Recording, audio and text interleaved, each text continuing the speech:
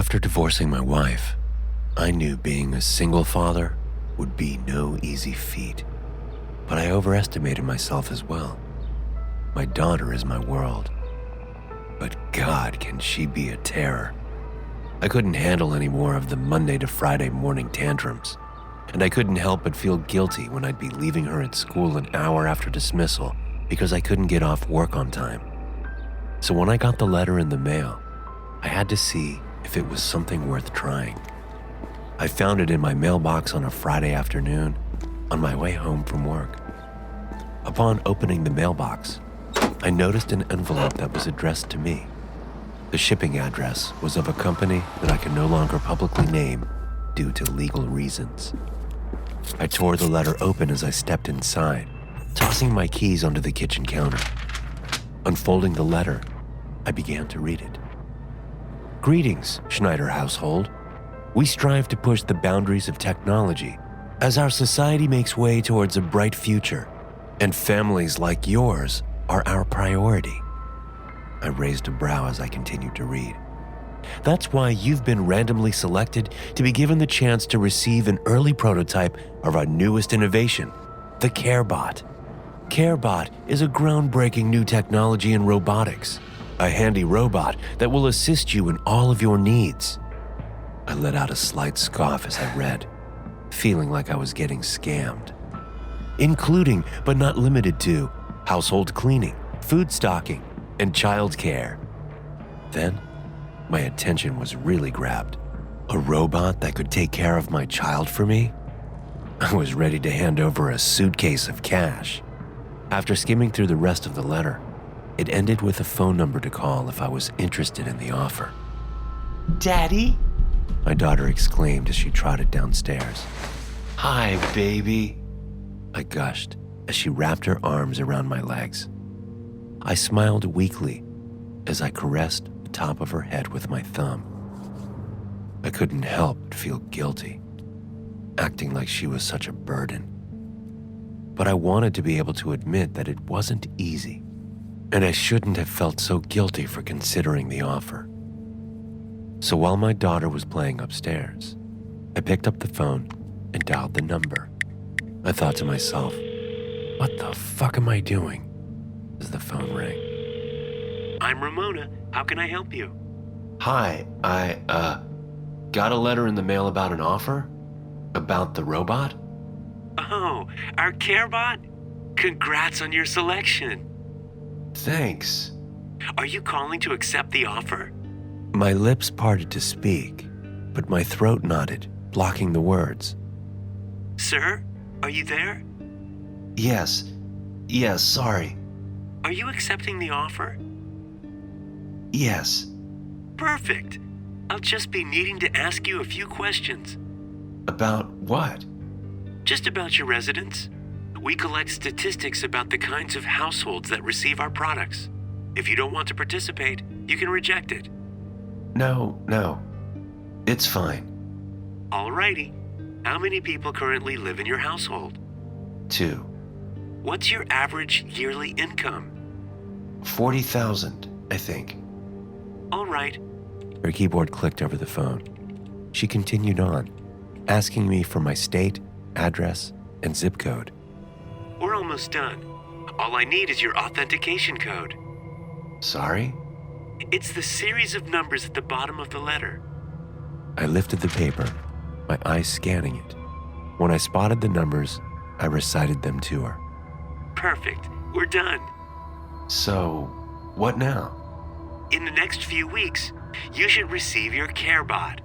Make sure to be home at time of delivery. You'll need to sign for it. Got it. Do you have any other questions? I had a million questions, but in the moment, my mind went blank. No, thank you. Of course. Thank you for helping advance into a tech-filled future. Have a nice day. Thank you too. I put the phone down and sighed deeply, staring down at the letter. Daddy, I'm hungry. My daughter cried as she waddled into the room. Yeah, baby. I know. Daddy was busy. I kissed the top of her head as I walked over to the fridge. pulling out a package of frozen chicken nuggets. Tossing them into the hot oven, I stood as I drowned in my own thoughts. I thought about what this robot would be like. Would it have a personality? How capable really is it? Is it even real? Did I get scammed? So many questions that wouldn't be answered until it arrived. 2 weeks later, my doorbell rang.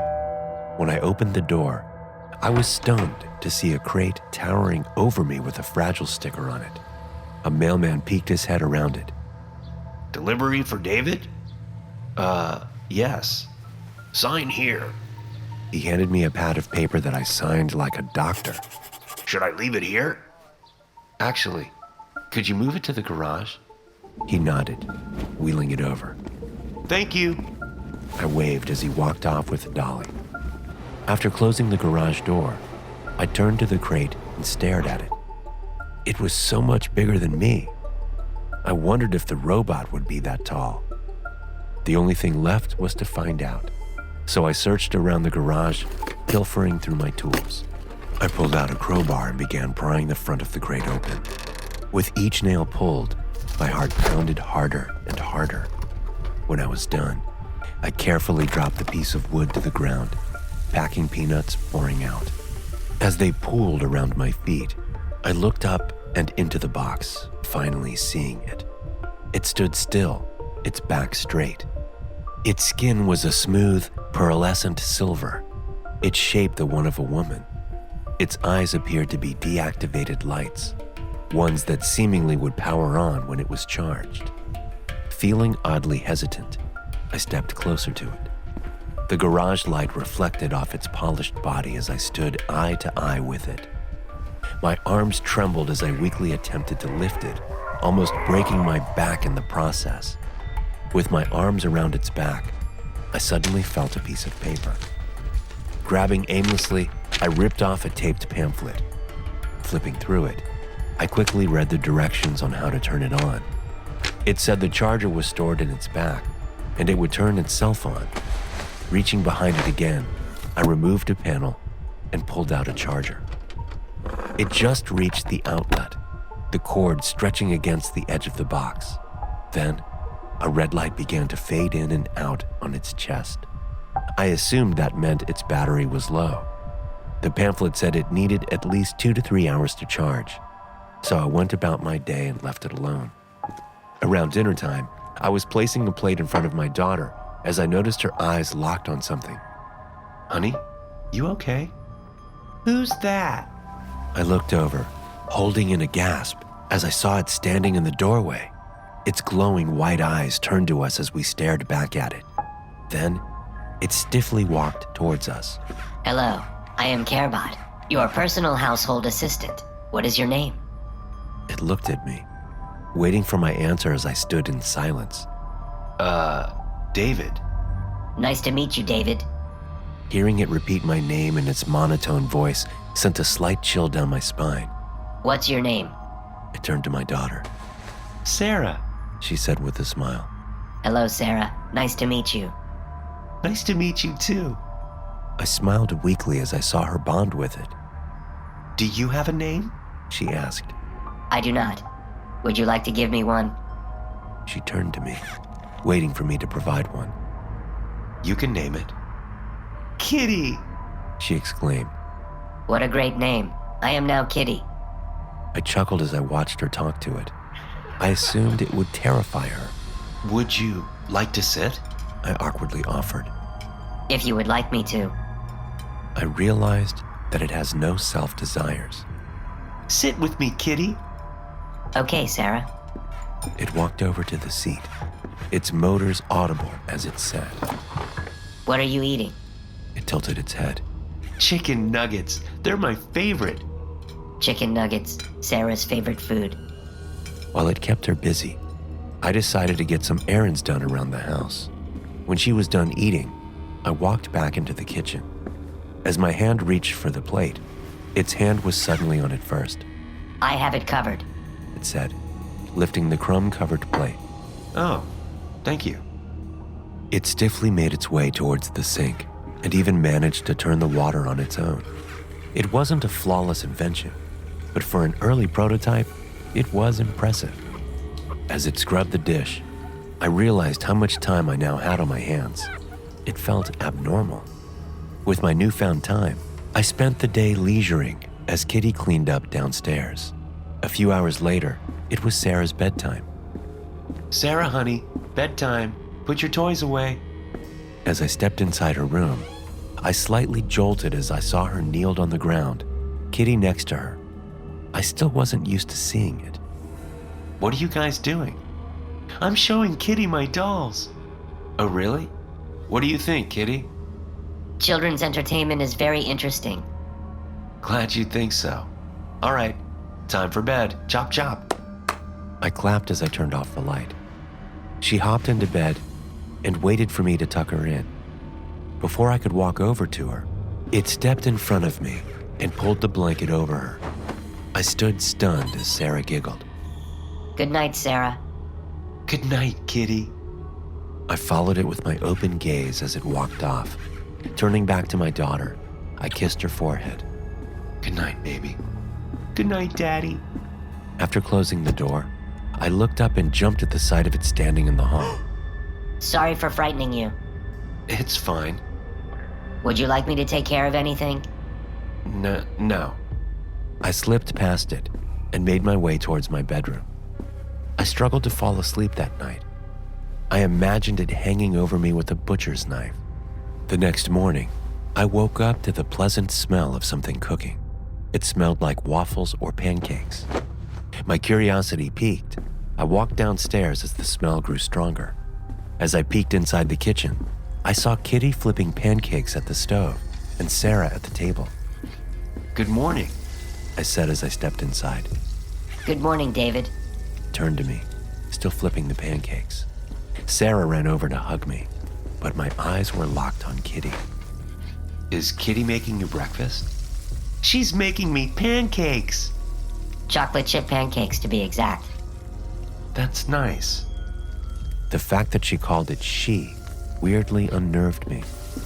I guess it does look like a woman, but it's not. I slowly sat down as I watched it sprinkle chocolate chips onto the pan, the smell of melted chocolate filling the room. When they were finished, it flipped them on a plate and walked over to her. Thank you, Kitty. You're welcome. I watched as it walked back towards the pan and began washing it. How is it? She flashed a thumbs up as she chewed. Good. I'm glad. Strangely enough, I felt weird to not be doing anything.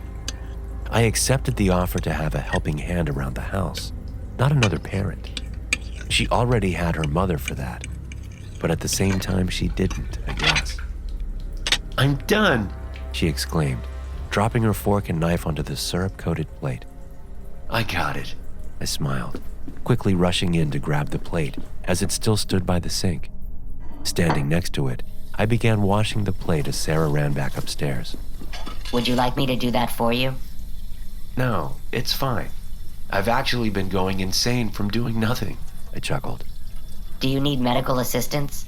No, it was a joke. I'm okay. I laughed. Oh, I see. Joke.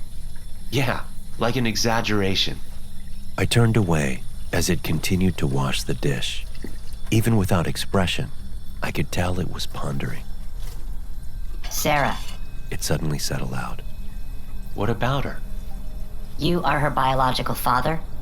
I nodded. Ah, I see. Do you enjoy it? Fatherhood. I wouldn't say it's easy, but I wouldn't trade it for the world. If you enjoy it, why did you accept me into your home? Because she deserves better than to see me struggle. You are a good father. I smiled weakly, looking away. I hope so. I'd like to be a mother someday. Maybe they'll make a kid bot or something. I chuckled.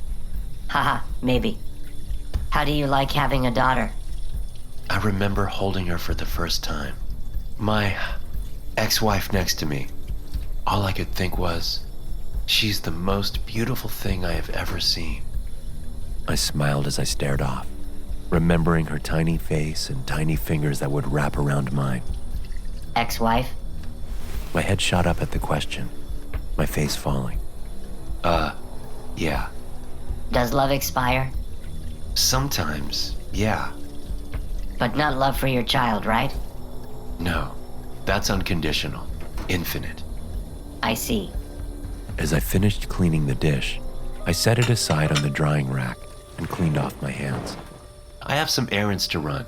Will you be okay handling the house on your own? Yes, that's what I'm built for. Right. I walked towards the upstairs steps after slipping my shoes on. Sarah, Daddy's running out. I'll be home soon. Okay. Truthfully, I felt anxious about leaving her home alone with it, but it seemed harmless. All it really knew how to do was cook and clean. So I brushed the anxiety away and got my errands done. When I got back home, I first noticed Sarah sitting on the table as Kitty placed a Band-Aid on her knee. Hey, baby, are you okay? Yeah, I fell off my scooter. Aw, hon. But Kitty patched me up. I glanced over it as it pressed down on the adhesive. All done. Thank you, Kitty. She sprang up and ran back outside. Then, it began following behind her. I trailed behind them, watching her hop back on the scooter. Watching from the front door, it watched as she rode back and forth down the sidewalk. The wheels light up too. I heard her excitedly exclaim. Very cool. I smiled weakly, then shut the door. I felt stupid for even feeling it, but I was jealous of a robot. I'm glad she likes it, but it felt like she liked it more than me. Dealing with my own shit and trying to be good enough for her was getting harder to do simultaneously. On Monday, I groggily woke up, preparing for a fight to get her to school. As I wiped my eyes, I dragged my feet towards her bedroom. Sarah, honey, it's time for school. I opened the door, and to my surprise, her bed was empty. I glanced around the empty room, feeling puzzled. Sarah? I called out as I walked down the hall. I looked down the stairs and saw her at the bottom as Kitty tied her shoes. Hey, you woke up early? Yeah, Kitty made me breakfast again. Oh, that's nice. Okay, let's go. It said.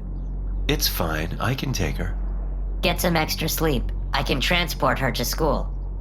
Its persistence was starting to get on my nerves. I trotted down the steps and approached it, our eyes meeting. I can take my daughter to school. It stood silently for a moment. Understood. Would you like me to do anything around the house? No, it's fine. Let's go, honey. I quickly let her out of the house and into the car. As she got in the back seat, I noticed a frown on her face through the rearview mirror. What's wrong, hon?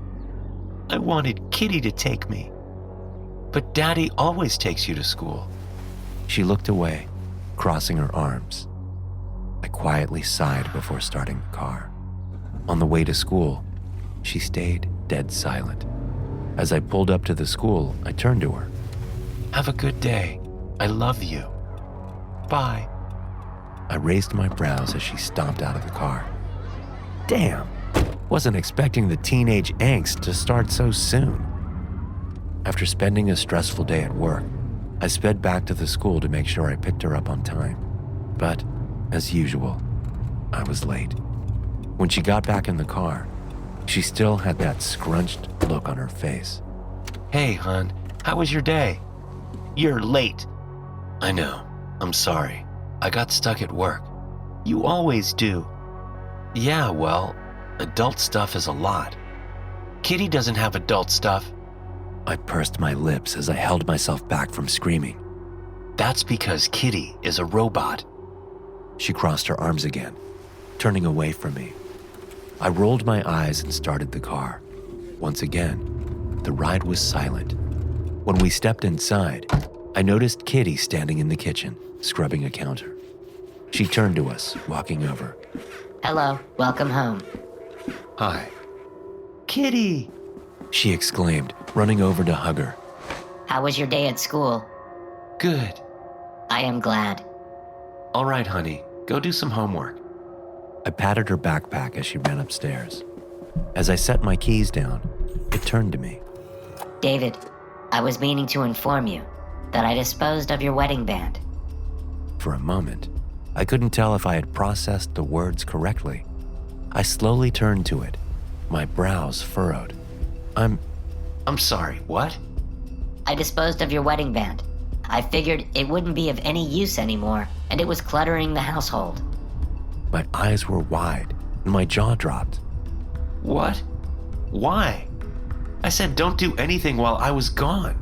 I am a household robot. It's my job.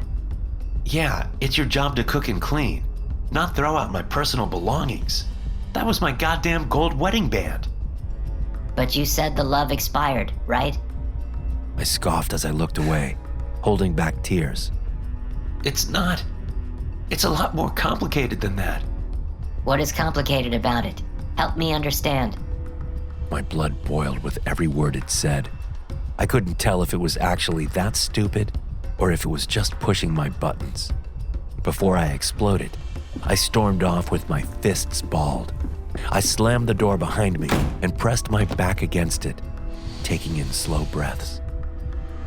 I quickly wiped away flowing tears as I tried to keep myself together. I couldn't believe it threw out my wedding band. It felt personal. Robots aren't supposed to have feelings, but it felt like it was getting just as jealous as I was. Then, I spotted the letter that I left on my bedside table. Acting on impulse, I rushed over to it and began dialing the number. I anxiously chewed on my lip as it rang. Hi, this is Ramona. How can I help you? Hi. I called a few weeks ago about the CareBot offer. What's your name? David Schneider. 1 second. I listened to her keyboard click as I waited. Ah, yes, found you. It says your CareBot was delivered a few days ago. Did it not arrive? No, it did. Oh, perfect. Are you calling to report a malfunction? I'm actually calling to return it. Is that possible? I'm sorry, but there's a no return policy in our fine print. But if something is wrong with your unit, you can report it to our development team. Fuck. That's all right. Thank you. Have a good day. You too. I slammed the phone down and brushed my hair back. David, I yelped and whipped around, realizing it was standing in the doorway. Yes? are you feeling all right? Yeah, I'm fine. Are you sure? Yes, I'm sure. I would like to be left alone right now, please. Understood. As she closed the door behind her, panic set in. If she heard that conversation, I was doomed. That night, I could barely sleep. And when I did, I kept one eye open. Then, the next morning, as I was getting Sarah ready for school, the doorbell rang. Could you finish tying her shoes? I hesitantly asked Kitty. Yes, of course. When I opened the door, there was a man on my front porch. Hi, what can I help you with? Hi, I'm with Child Protective Services. We received an anonymous report about child negligence. Can I ask you a few questions? My soul slipped out from my body as he spoke. My vocal cords knotted. Yeah, come in. My heart pounded against my chest as he stepped inside, scanning my house with his sharp gaze. I was just taking her to school. He turned to Kitty, tilting his head. This a CareBot? Yeah, just got it. Huh. Seen a few of these. Hello. It suddenly greeted. He chuckled with a smirk, then turned to Sarah. He crouched down to reach her level, smiling softly. Hi, sweetie. Hi, Can I ask you a few questions? It won't take long. I'll be late for school. Don't worry. I'll be your excuse. Okay. He stood up and turned to me. I'm gonna take her to another room for some questions. Is that all right? Yeah, that's fine. All right, let's go. He led her into the kitchen, shutting the door behind them. I dropped my head into my hands, a migraine forming. Who the fuck would have reported me? Then, it hit me how stupid of a question that was. I slowly turned to Kitty, who stood aimlessly. I was ready to rip its wires apart and have its head on a stick. I paced back and forth about what questions he'd be asking her and what her answers would be. This month has been so stressful. I never wanted her to feel neglected. Then, my head whipped around to the door as it opened. She ran back to me, wrapping her arms around my legs. Hi, baby. All right, now may I speak to you? I looked up, thinking he was speaking to me, until I realized he had turned to Kitty. You're going to question it? You'd be surprised how many times a carebot has been the one to crack the case. They record information. Fuck, I'm fucked. Oh, okay. I crossed my arms, holding my body back from trembling. Come with me. I watched as they walked into the kitchen, praying he wouldn't believe any of the bullshit she was going to spew. After a few agonizing minutes, they walked back out. I glared at it as it stood. Now, you. I sighed deeply and followed him into the kitchen. My heart was pumping at lightning speed as I sat down. He sat across from me, a notepad in hand. Ask away. So, I'll start off with your daughter. She described no experience of negligence or abuse. I internally sighed deeply. But she mentioned how much this past month has been for you. She said she often found you in distress or in a bad mood. She cited your divorce as the reason. I swallowed roughly as I turned away. It's been a rough month, that's all. When did you and your ex-wife divorce? We, actually haven't signed the papers yet. Sometime soon, though. I crossed my arms as he jotted down on the notepad. Was it an abusive relationship? Did she hurt you or your daughter? No, it just wasn't working anymore. All right. So, I also interviewed your carebot. Kitty, was it? I nodded. Does mental illness run in your family? Excuse me? My brows furrowed. Kitty detailed a conversation where you confided in her with the information that you feel you are going insane, and that being a single father is too much for you. Have any family members of yours experienced things such as depression, anxiety, bipolar disorder? No, you've got it all wrong. It was a joke. It didn't understand what I meant. All right, calm down. You're saying she misinterpreted it? Yes. Okay. I looked away, trying to stop myself from hyperventilating. I worried he wasn't believing me. She also detailed an afternoon where Sarah was injured, and you weren't home to be around.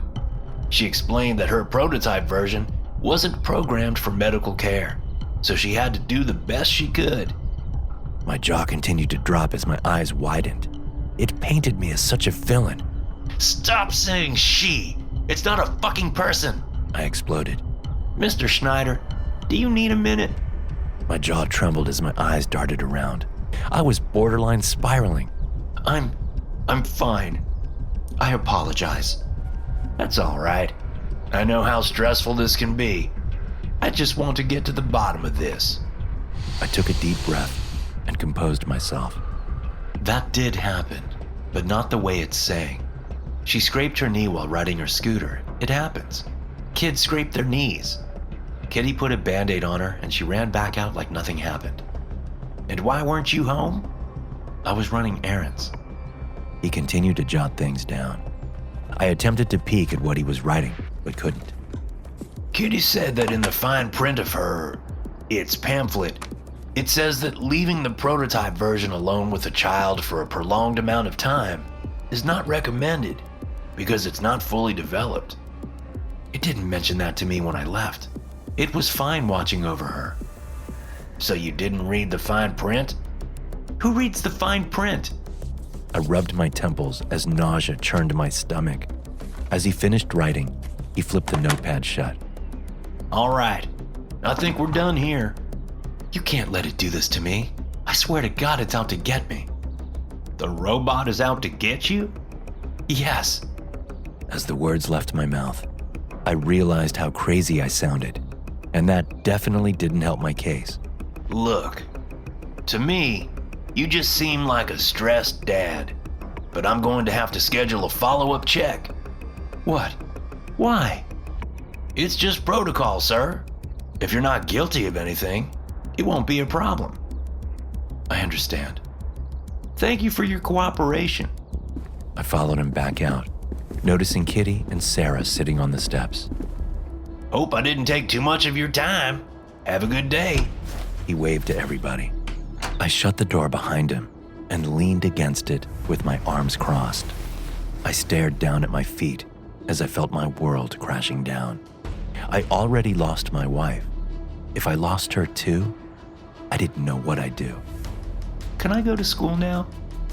Breaking out of my train of thought, I looked up at her. Yeah. Come on. As we stepped out the door, I quickly glared at Kitty, who stayed silent as it stared back. After dropping her off at school, I paused for a moment, keeping my car parked. I took a deep breath as my grip on the steering wheel tightened. I was feeling so much at once, but one thing I knew for sure, it needed to go. So as I drove home, I attempted to devise a plan. As intelligent as it was still a robot. It's slow and defenseless. It'd be easy to take it out. I then decided the time to do it was now while Sarah was in school. I just tell her that Kitty was defective and it had to go back to the factory. She'd shed a few tears, but would forget it quickly if I got her something else to focus on, like a pet. As I pulled into the driveway, I raised my chin and prepared my act. Upon stepping inside, I heard the sink running. With its attention held, I quietly made my way towards the garage. David, are you home? I froze where I stood, wincing my face as she spoke. Yeah. 1 second. I continued into the garage, my eyes darting around. Then, the crowbar that I used to take apart the crate caught my eye, and suddenly, a light bulb lit up above my head. Hey, Kitty. Yes, Could you help me take apart the crate you came in so I can throw it out? coming. I lifted the crowbar as I waited for it to walk in. I smiled as it stepped through the door. How can I help? I chewed the inside of my cheek for a moment. Start by picking up those packing peanuts. Will do. I kept my eye on it as it walked over, slowly kneeling down. One by one, it picked up the packing peanuts, leaving itself vulnerable.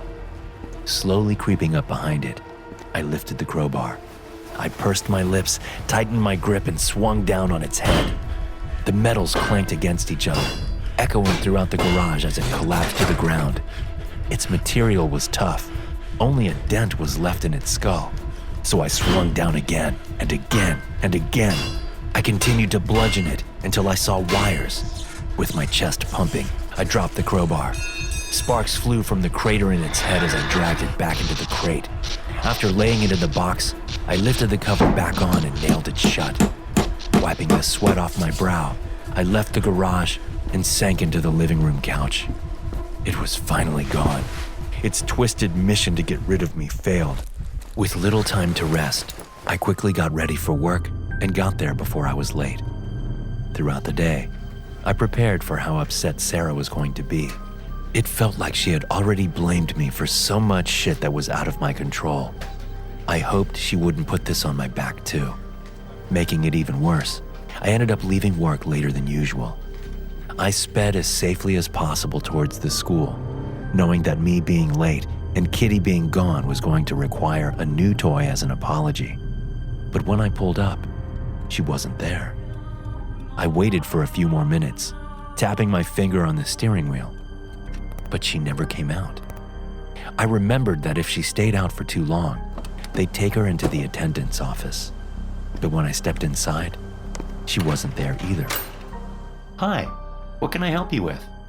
Hi, yes, is Sarah Schneider still in class? I came to pick her up and she's not here. The woman flipped through the pages, scanning them. She was dismissed about half an hour ago. My stomach sank as she said it. What? To who?